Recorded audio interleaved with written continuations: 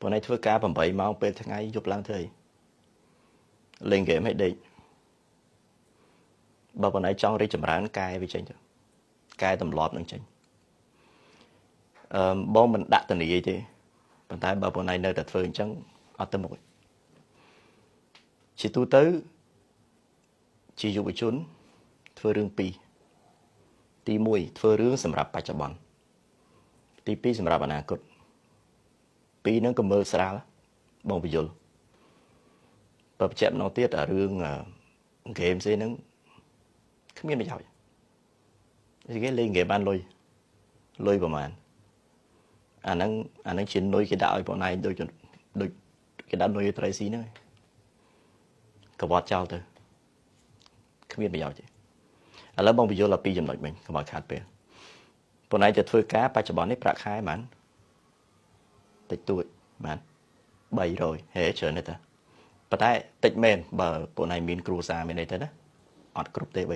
300តិចអូខេយើងនិយាយតិចចុះបើបងណៃមិនបង្កើនស្ដាប់ឲ្យច្បាស់ណាបង្កើន increase សមត្ថភាពខួរក្បាលខ្លួនឯងទេ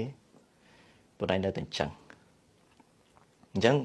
ដើម្បីកុំឲ្យអញ្ចឹងហើយពង្រឹងធ្វើម៉េចបងឯងត្រូវប្រើពេលផ្សេងដែលបងឯងនៅសល់ក្រៅពីធ្វើការបងឯងយក24ចែកជាមួយនឹង3ស្មើនឹង8 3ដង8 3ដងអានឹងរូបមន្ត8 3ដងបងបានសរសេរនៅក្នុងសភៅកូនអុកជីវិតដែរមានបានអានទេកូនអុកជីវិតអ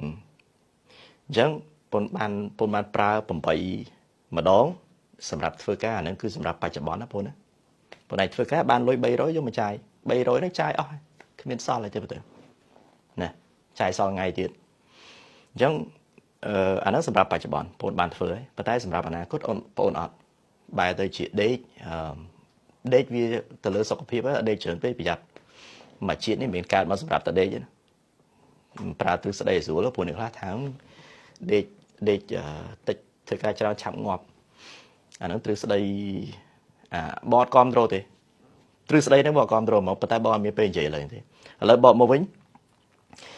យប់ឡើងបោះអាហ្គេមនឹងចោលហើយបងឯងសេវាទូរស័ព្ទក៏បានស្អីក៏បានដែរមើល Facebook មើល YouTube មើល TikTok ប៉ុន្តែមើលមេរៀនក្នុងនោះសិតតែមេរៀនច្រើនណាស់បងក៏រៀនពីក្នុងនោះដែរហើយមានសភៅអានសភៅដែលមិនថាតែសភៅបងសភៅណាក៏ដោយបងឯងអានចុះណាហ្នឹងហើយអញ្ចឹងនិយាយរួមរៀននិយាយចេះហ្មងគឺអាហ្នឹងគឺជាសកម្មភាពដែលយើងធ្វើសម្រាប់អនាគតហើយបងឯង